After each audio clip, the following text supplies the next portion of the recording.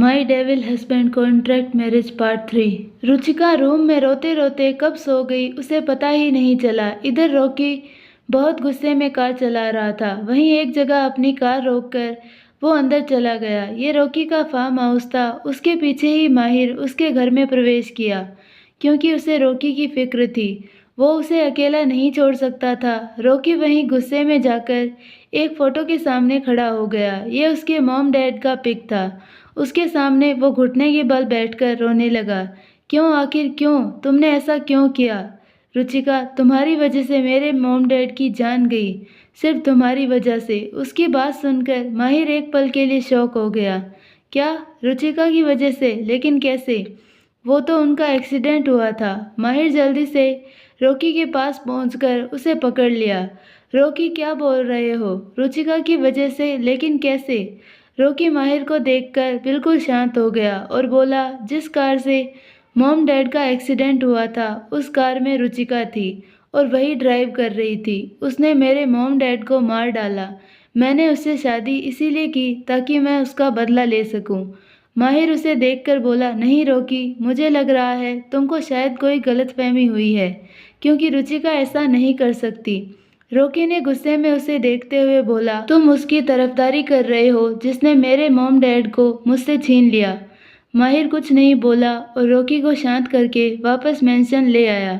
जब Rocky mention आकर room में पहुंचा तो देखा रुचिका सो गई थी। रुचिका को देखकर रॉकी को फिर से सब बातें याद आ गई। वो तुरंत रुचिका के ऊपर पानी फेंक दिया। रुचिका बेचारी चैन की नींद सो रही थी। अचानक पानी फेंकने से उठ रॉकी को देखकर डर गई। रॉकी उसे गुस्से से घूरते हुए बोला, ये मेरा रूम है, समझी? तुम जाओ अपने रूम में। हमारी शादी सिर्फ एक कॉन्ट्रैक्ट है, मैं तुमको कोई प्यार नहीं दूंगा, बोलकर वो बाथरूम में चला गया। रुचिका रोते हुए अपने रूम में चली गई। उसे अभी तक समझ नहीं आया कि अचानक से कुछ दिन में रॉकी क्यों उससे ऐसे गुस्सा करने लगा। आखिर ऐसी क्या बात हो गई थी? वो रूम में जाकर अपने कपड़े चेंज किए और फिर सो गई। रॉकी अपने कपड़े चेंज करके बेड पर आ गया और आंखें बंद करके याद करने लगा। जब कोई लड़की उसे कॉल करके बोलती है, रॉकी, क्या तुम जानना नहीं चाहोगे तुम्हारे मॉम डैड का एक्सीडेंट कैसे हुआ? रॉकी बोला, तुम कौन हो और तुम मेरे मॉम डैड को कैसे जानती हो? तभी वो लड़की हंसते हुए बोलती है, तुम सिर्फ ये सुनो, तुम्हारे घर वालों के मरने का कारण कौन है? अब रॉकी गुस्से से लाल हो गया और बोला, बताओ कौन है वो? वो लड़की हंसते हुए बोली, रुचिका। रॉकी को रुचिका का नाम सुनकर यकीन नहीं हुआ। उसने पता कराया तो पता चला वो कार रुचिका की थी। तो क्या रुचिका ने मेरे मॉम डैड को मार दिया? लेकिन क्यों? उस दिन के बाद रॉकी गुस्से में पहुंचा और रुचिका से कॉन्ट्रैक्ट शादी किया। रुचिका के मुंह से सुनना चाहता था कि क्या यह सच है, लेकिन वो बहुत टूट गया था। रॉकी गुस्से में बेड पर लेटकर बोला, रुचिका, मैं तुम्हारी जिंदगी बदतर बना दूंगा। जाने कब उसे नींद आ गई, वो भी सो गया। जब सुबह रुचिका की नींद खुली तो उठकर जल्दी से तैयार होकर नीचे आ गई। वो नाश्ता बनाने लगी। रुचिका आज बहुत ही प्यारी लग रही थी। मांग में सिंदूर, हाथ में चूड़ी, मंगलसूत्र, अब वो सुहागन लग रही थी। तभी रॉकी की नज़र रुचिका पर पड़ी तो वो एक पल के लिए तो खो गया था रुचिका की सादगी में। फिर उसे याद आ गया तो फिर से आग बबूला हो गया। वो गुस्से से उसे बुलाते हुए बोला, तुमको कोई ज़रूरत नहीं है मेरे किचन में जाने की, यहाँ मेड है, वैसे भी मुझे तुम्हारे हाथ का खाना नहीं खाना। वो तुरंत उठा और बाहर चला गया। रुचिका आंखों में आंसू लिए उसे देखती रही। ऐसी क्या बात हुई जो डेविल मुझसे इतना नाराज हो गए? रुचिका रोती हुई रूम में चली गई। वो भले ही उससे प्यार नहीं करती थी, लेकिन वो इस शादी को मानती थी। अब वो उसका पति था। आज रुचिका की पहली रसोई थी, लेकिन रॉकी खाना तो दूर उसे किचन से भी बाहर कर दिया। रुचिका रूम में बिस्तर पर लेटकर घंटों रोती रही और भगवान से शिकायत करती रही, क्यों मेरी लाइफ में इतना दुख दिए हो भगवान? क्यों क्यों मेरी लाइफ में खुशियों का कोई अधिकार नहीं? इधर रॉकी रुचिका को बोलकर निकल गया, लेकिन उसका मन नहीं मान रहा था। वो रुचिका से नफरत करना चाहता था, लेकिन नहीं कर पा रहा था। वो वापस आकर किचन में गया तो देखा रुचिका ने उसके लिए खाना बनाकर रखा था। रॉकी ने खाना लेकर पहले खाया और फिर एक मेड से बोलकर रुचिका को खाना भेजा। वो जानता था रुचिका खाना नहीं खाएगी। वो एक बार रुचिका के रूम के पास जाकर उसे देखा जो रो रही थी। उसका दिल तड़प गया रुचिका को इस हाल में देखकर, लेकिन अगले ही पल खुद को रोककर वो वहां से निकल गया। थोड़ी देर बाद एक मेड रुचिका के पास खाना लेकर आई। रुचिका उसे देखकर बोली, मुझे भूख नहीं है। वो मेड रुचिका को उठाकर बोली, बॉस वो खाना खाकर गए हैं, ये आपके लिए उन्होंने बोला देने को। रुचिका जब सुनी डेविल खाना भेजा है, उसे यकीन नहीं हो रहा था। वो कुछ नहीं बोली और मेड खाना रखकर जा चुकी थी।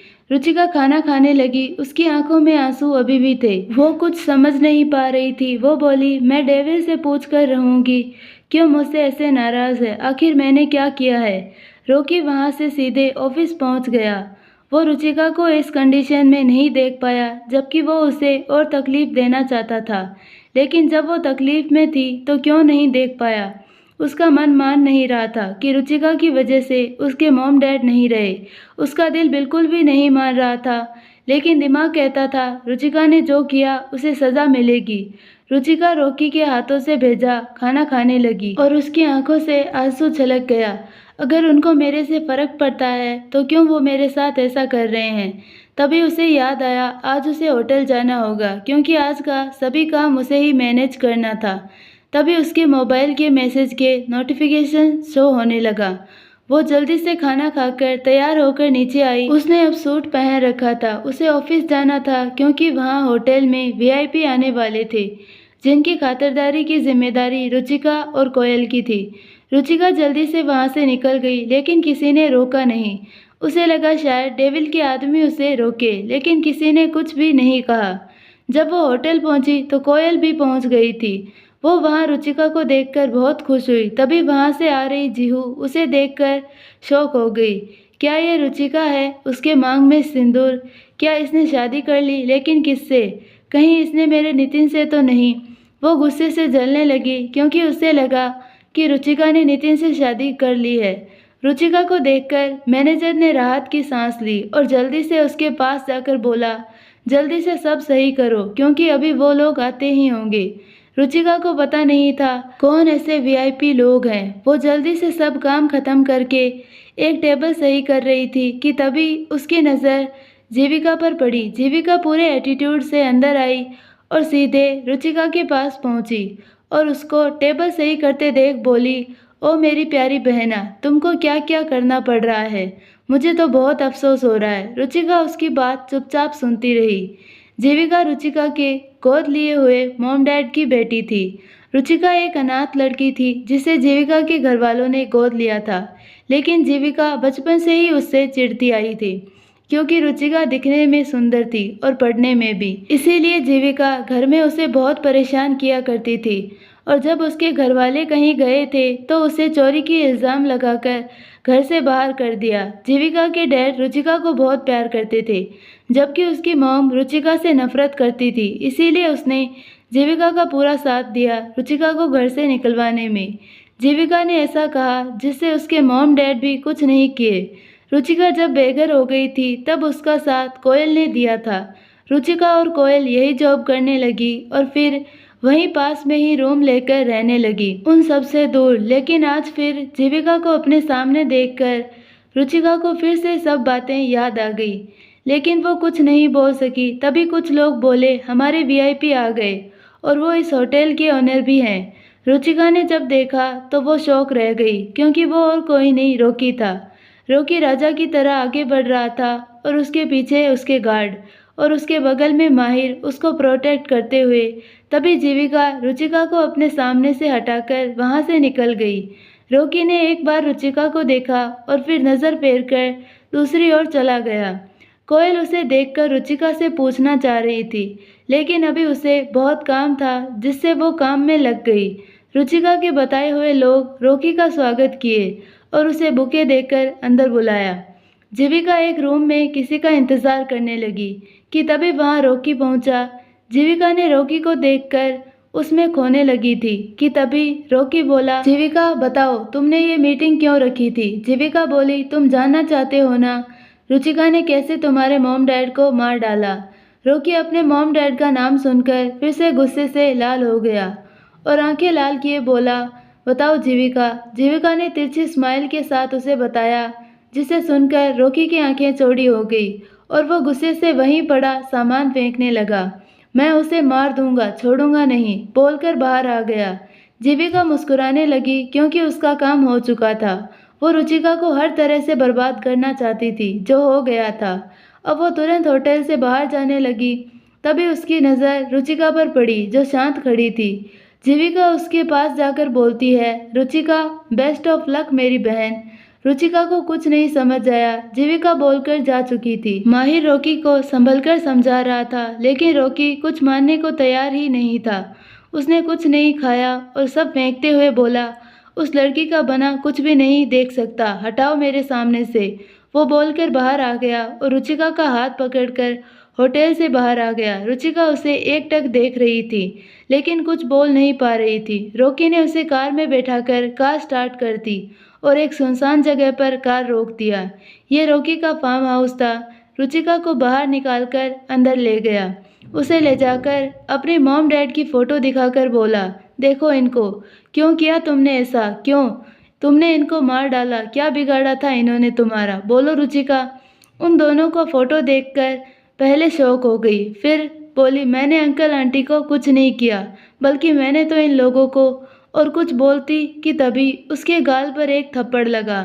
क्या कहा तुमने? कुछ नहीं किया, तुम्हारी कार से हुआ था ना। रुचिका सफाई नहीं दे पाई। रॉकी इतना ज्यादा गुस्से में था कि उसका गुस्सा कंट्रोल नहीं हो रहा था। वो रुचिका को एक थप्पड़ और लगा देता है। अब रुचिका में और कुछ बोलने की शक्ति नहीं बची। वो चुपचाप रॉकी को देख रही थी। वो गुस्से में एक खतरनाक डेविल लग रहा था। रुचिका के आंसू उसके गालों पर आ रहे थे, लेकिन रॉकी को कोई फर्क नहीं पड़ रहा था कि तभी रुचिका बेहोश होकर नीचे गिर गई। रॉकी ने जब उसे गिरता देखा तो जल्दी से थाम लिया और उसे अपनी बाहों में भर के गोद में उठा लिया। उसे बेड पर लिटाते हुए बोला, मैं तुमसे चाहे कितनी भी नफरत क्यों ना कर लूं, लेकिन मेरा दिल कभी कभी नहीं मानता कि तुमने ऐसा किया है। और उसके मासूम चेहरे से उसके बिखरे बाल हटाकर साइड किया और उसके चेहरे को देखकर बोला, जब तक सच्चाई पता नहीं चलती कि तुम बेगुनाह हो, तब तक मैं तुमसे नफरत करता रहूँगा। पूरी जिंदगी तुम्हारी जहन्नुम बना दूंगा। लेकिन अगर ज़रा भी पता चला कि तुम्हारा इन सब में हाथ नहीं है, तो बीवी, मैं तुमको इतना प्यार दूंगा कि तुम सोच भी नहीं सकती। बहुत ज़्यादा प्यार दूंगा। रॉकी उसे कंबल से ढककर बाहर आ गया। उसको बहुत गुस्सा आ रहा था। उसे समझ नहीं आ रहा था। रुचिका जब बोल रही थी, मैंने अंकल आंटी के साथ कुछ नहीं किया, तो उसकी आंखों में सच्चाई थी। लेकिन रॉकी खुद नहीं समझ पा रहा था। जितना पता लगा रहा था उतना ही उलझ रहा था, क्योंकि जीविका जितना दिखाना चाहती थी बस उतना ही डेविल को पता चल पा रहा था। जीविका ने अपने मॉम डैड को इतना ज्यादा रुचिका के खिलाफ भर दिया था। जब उनको पता चला कि रुचिका ने किसी की जानबूझकर किसी मासूम की हत्या कर दी है, जिससे उसके डैड भी उससे नफरत करने लगे थे। लेकिन सच्चाई कुछ और थी। रॉकी ने माहिर को कॉल करके बोला, अभी पता करो ये जीविका और रुचिका में क्या कनेक्शन है। माहिर उसकी बात सुनकर बोला, ठीक है, मैं अभी पता करके बताता हूँ। इधर कुछ देर बाद जब रुचिका को होश आया तो वो रूम में अकेली थी। वो उठकर उस फोटो को देखने लगी और उसकी आंखों में आंसू फिर से आ गए। बोली, अंकल आंटी, मुझे पता नहीं था रॉकी आपका बेटा है, लेकिन सच्चाई तो आपको पता है ना। उस दिन कार मैं लेकर नहीं गई थी, तभी रॉकी अंदर आया और रुचिका को अपने पेरेंट्स के पास खड़े देखकर बोला, मेरे पेरेंट्स के पास रहने का कोई हक नहीं है जिनकी तुमने जान ले ली। रुचिका रॉकी को एक बार देखकर फिर तेजी से बाहर निकल गई। रॉकी की बातें उसको बहुत तकलीफ पहुंचा रही थी। रॉकी वहीं बेड पर लेटकर सोचने लगा और रुचिका वहां से तेजी से भाग रही थी। बहुत दूर आने के बाद वो कैब ली। उसके बाद वो सीधे अपने घर आ गई, जहां वो अकेले रहा करती थी। तभी कोयल को कॉल आने लगा। रुचिका का मोबाइल बेड पर पड़ा था। रॉकी का ध्यान टूटा। मोबाइल की आवाज़ से वो स्क्रीन पर कोयल का नंबर देखकर पहले तो चिढ़ गया, फिर कॉल उठाकर बोला, हेलो। कोयल बोली, तू कहाँ है? पता है बॉस कितना सुना रहा है, और भी गेस्ट आए हैं और यहाँ सब तुझे ढूंढ रहे हैं। और पता है नितिन भी आया है, तुझे ढूंढ रहा है। मैंने उसे बोल दिया तू डेविल के साथ है, अब तू वहीं रहना, कहीं जाना नहीं। तो वो उधर से कोई आवाज़ नहीं सुनी, अपना सुनाकर कॉल रख दिया उसकी बात सुनने के बाद रॉकी को ध्यान आया रुचिका का। वो जल्दी से उठकर रुचिका को देखने लगा। पूरा घर ढूंढने के बाद उसे रुचिका कहीं नहीं मिली। अब उसे रुचिका की फिक्र हो रही थी। वो तुरंत कार लेकर निकल गया। इधर रुचिका अपने घर में बैठकर बहुत देर तक रोती रही। उसे समझ नहीं आ रहा था कि वो अब रॉकी को कैसे यकीन दिलाए कि वो बेगुनाह है। तभी उसे कुछ याद आया। वो तुरंत वहाँ से निकल गई। अब उसे खुद को सही साबित करना था। रॉकी घर पहुंचा तो देखा रुचिका कहीं जा रही थी। उसे देखकर रॉकी थोड़ा रिलैक्स हुआ। उसने जाकर तुरंत रुचिका को पकड़कर कार में बैठाया और उसे लेकर मेंशन पहुंच गया। रुचिका कुछ नहीं बोली। वो बस चुपचाप कार चलाते हुए रॉकी को ही देख रही थी। थोड़ी देर में रॉकी उसे घर छोड़कर कहीं निकल गया। रुचिका अंदर जाकर चेंज करके आराम करने लगी। जब उसकी नींद खुली तो रात हो गई थी। रुचिका नीचे आकर खाना बनाने लगी। मेड किसी काम से अपने घर गई थी, जिससे रुचिका खाना बनाकर रॉकी का इंतजार करने लगी। रॉकी भले ही शादी कॉन्ट्रैक्ट किया था, लेकिन रुचिका इस शादी को मानती थी। वो उसकी पत्नी थी। रॉकी भले ही उसको अपनी पत्नी नहीं मानता था, लेकिन रुचिका उसे अपना मानती थी, क्योंकि उसकी मांग में सिंदूर था डेविल के नाम का। जब रॉकी घर वापस आया तो बहुत ज़्यादा पी लिया था। वो रुचिका को हॉल में इंतज़ार करते देख बोला, वाइफी तुम? रुचिका उसे देखकर उसको पकड़ने के लिए भागी कि रॉकी उसे देखकर बोला, दूर रहो, मेरे पास आने की कोशिश मत करना, मुझे तुमसे नफरत है। रुचिका को उसकी बातें तकलीफ दे रही थी, लेकिन अभी वो रॉकी के बारे में सोचकर वो तुरंत उसे पकड़कर वहीं चेयर पर बैठाया। अब रॉकी उसे देख रहा था। रुचिका उसे प्लेट में खाना निकाल कर दिया तो रॉकी ने उसे देखते हुए बोला, मुझे नहीं खाना। रुचिका उसे देखते हुए उसके पास आई और उसे अपने हाथों से खिलाने लगी। रॉकी उसे प्यार से खिलाता देख कुछ नहीं बोल सका और उसके हाथों से खाने लगा। रुचिका उसके सामने खड़ी होकर उसे पूरा खाना खिला देती है। जब वो प्लेट उठाने जा रही थी तभी रॉकी उसे उसके कमर के चारों तरफ अपने हाथों को लपेट लिया और उसके पेट में अपना चेहरा छुपाकर रोने लगा। आज रुचिका रॉकी को पहली बार रोते हुए देख रही थी। उसे यकीन नहीं हो रहा था इतना क्रूर इंसान कभी रोता होगा। रुचिका के पेट में ही चेहरा किए बोला, तुम मुझे मोम की तरह छोड़कर तो नहीं जाओगी ना? रुचिका उसे चुपचाप देखती रही। जब रुचिका से रहा नहीं गया तो वो उसके बालों में उंगली फेरने लगी तो रॉकी शांत हो गया। तभी माहिर अंदर आता है। रुचिका की कमर को हक किए रॉकी को देखकर चौंक गया, लेकिन फिर रुचिका को शांत देखकर समझ गया। वो रुचिका की मदद करके रॉकी को उसके रूम में किया और उसे सुला दिया और रुचिका माहिर को खाना देकर रूम में जाने लगी। माहिर रुचिका को बुलाकर बोला, भाभी क्या आपने खाना खाया? रुचिका कुछ नहीं बोल सकी। उसको कुछ नहीं बोलता देख माहिर सब समझ गया था। वो रुचिका को अपने पास बुलाकर चेयर पर बैठाया और उसे खाना परोस दिया। रुचिका चुपचाप माहिर को एक बार देखा और फिर खाना खाने लगी। आज पहली बार उसे कोई इतना प्यार से खाना परोसा था। ये देखकर रुचिका की आंखें भर आई थी। रुचिका माहिर के साथ खाना खा रही थी, लेकिन उसका बस रॉकी का ध्यान आ रहा था। रुचिका को रॉकी के लिए फिक्र था। तभी उसे कुछ याद आया और वो थोड़ा झिझकते हुए माहिर को आवाज़ दी। वो बोली, माहिर क्या तुम डेविल के कपड़े चेंज कर दोगे क्या? माहिर उसे घूरते हुए बोला, तुम मुझे शेर के मुंह में हाथ डालने को बोल रही हो क्या? मुझे पागल कुत्ते ने काटा है, मुझसे नहीं होगा। अगर जाग गया तो मेरी और तुम्हारी दोनों की फोटो लग जाएगी दीवार में, वो भी हार के साथ। रुचिका उसकी बात सुनकर हंसने लगी और बोली, ऐसा कुछ नहीं होगा, हम लोग बहुत आराम से जाएंगे, कपड़े चेंज करेंगे, फिर वापस आ जाएंगे। माहिर भी उसकी बात सुनकर थोड़ा सोचकर हाँ में जवाब दिया, क्योंकि वो अच्छे से जानता था डेविल को साफ सफाई बहुत पसंद है। वो एक कपड़े पहनने के बाद दोबारा उसे नहीं पहनता था जब तक कि वो अच्छे से सफाई करके ना रखा जाए। रॉकी बाहर के ही कपड़ों में सो गया था। उसको आदत नहीं थी ऐसे सोना, लेकिन आज नशे की वजह से सो गया था। माहिर उठा और रुचिका बाहर ही खड़ी थी। माहिर जाकर रॉकी के कपड़े चेंज किया और वापस अपने रूम में जाने लगा और रुचिका को देखकर बोला, वैसे तो ये काम आपको करना चाहिए क्योंकि आप उनकी बीवी है, लेकिन कोई नहीं, अगली बार आप खुद कर लीजिएगा, बोलकर हल्का मुस्कुरा दिया और अपने रूम में चला गया। रुचिका एक बार रूम में जाकर रॉकी को अच्छे से कंबल से ढक दिया और फिर उसके फेस पर देखने लगी। ऐसे सोते हुए वो बहुत मासूम लग रहा था। रुचिका कुछ देर उसे देखती रही और फिर बोली, मुझसे इतनी नफरत क्यों करते हो? मैंने ऐसा कुछ नहीं किया है। वो बोलकर उसके माथे पर हल्का सा चूम लेती है और धीरे से लाइट बंद करके बाहर आ जाती है। अपने रूम में लेटकर वो रॉकी के बारे में ही सोच रही थी। फिर उसे जाने कब नींद आ गई। यहाँ माहिर अपने रूम में लेटकर कोयल को याद कर रहा था। उसे उसका गुस्सा होना और ना जाने क्या क्या वो सोचते हुए सो गया। वहीं नितिन रुचिका की याद में वाइन पी रहा था। उसके घर में रुचिका की बड़ी सी तस्वीर थी और वो वहीं रोज आकर बैठ जाया करता था। रुचिका की तस्वीर को अच्छे से निहारता था और मुस्कुराकर बोलता था, जल्दी ही तुम मेरी होगी। आज नितिन बहुत गुस्से में था क्योंकि रुचिका की शादी उस रोकी से हो गई थी। वो गुस्से से लाल हो गया था और बोले जा रहा था, रुचिका तुम सिर्फ मेरी हो, तुमको मेरे पास आना पड़ेगा, चाहे उसके लिए मुझे कुछ भी करना पड़े। और वो बोतल फेंक कर वहीं पर सो जाता है। सुबह रॉकी जल्दी ही उठ गया क्योंकि उसे आज बहुत ज़रूरी काम पर जाना था।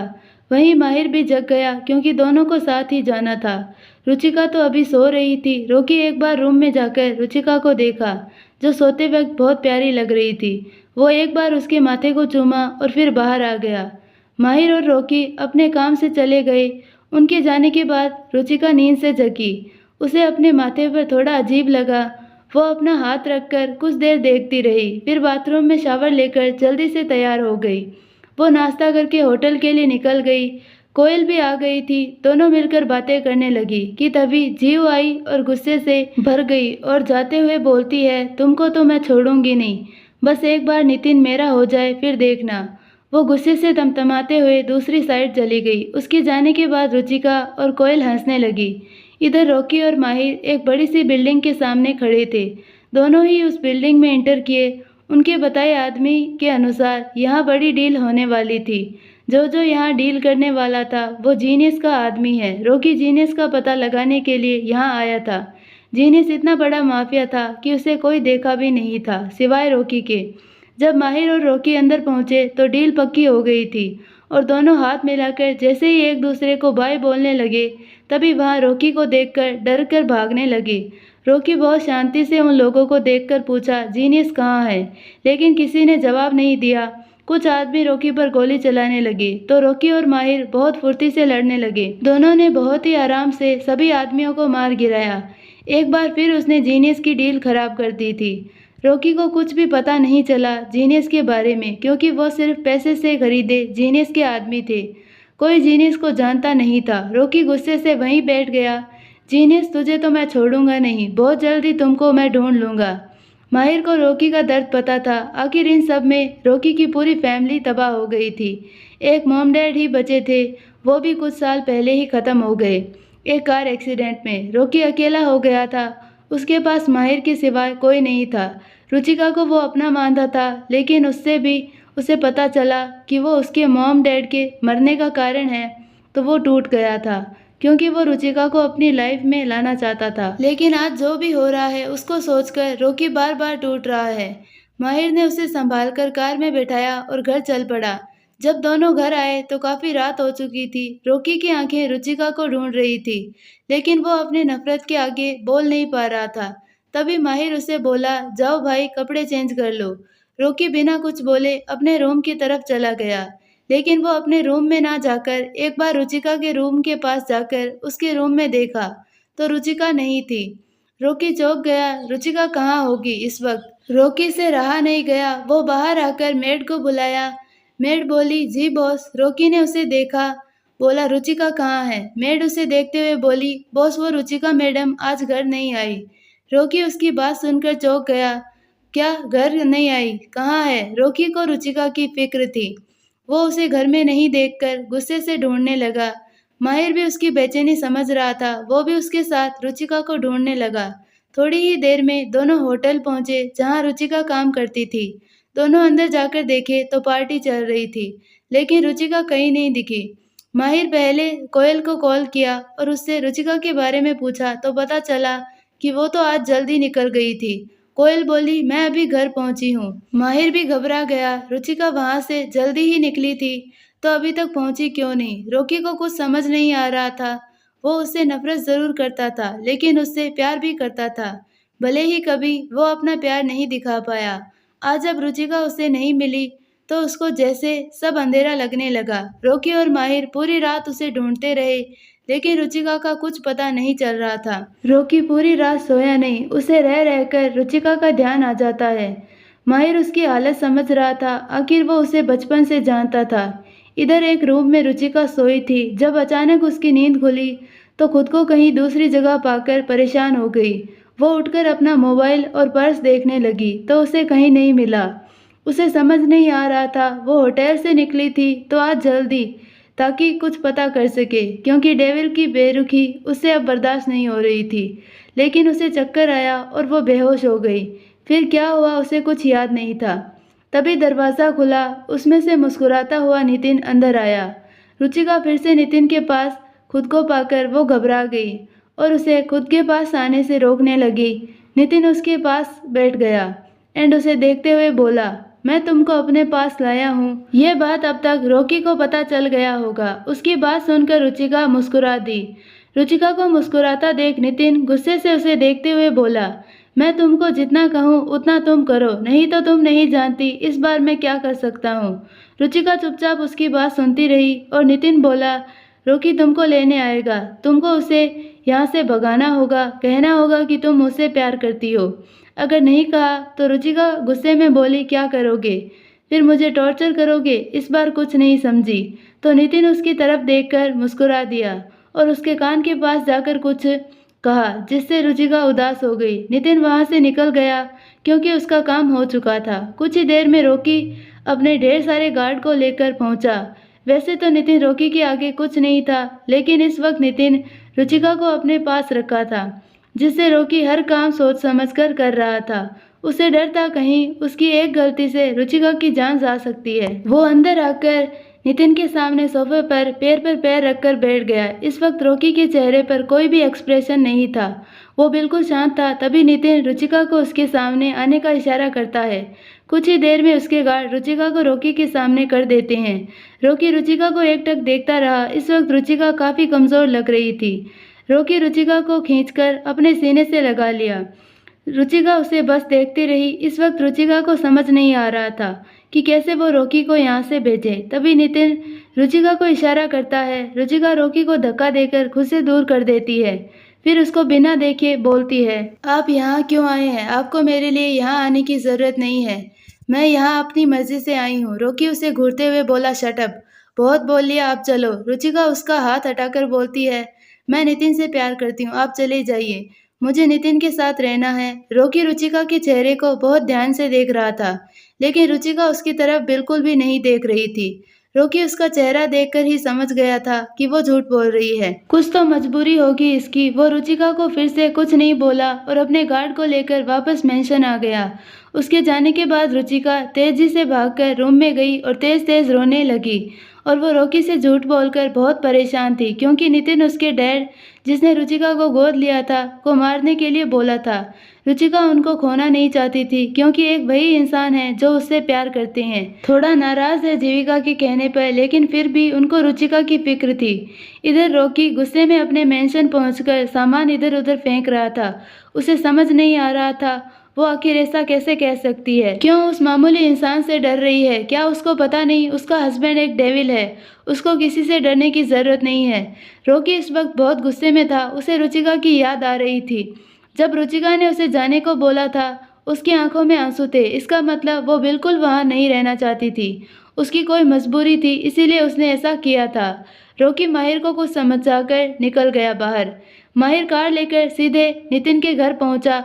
वो अभी बाहर ही था कि तभी उसे रुचिका चोरी छुपे बाहर निकलते हुए आ रही थी। उसे ऐसे चोरों की तरह बाहर आते देख माहिर मुस्कुरा दिया।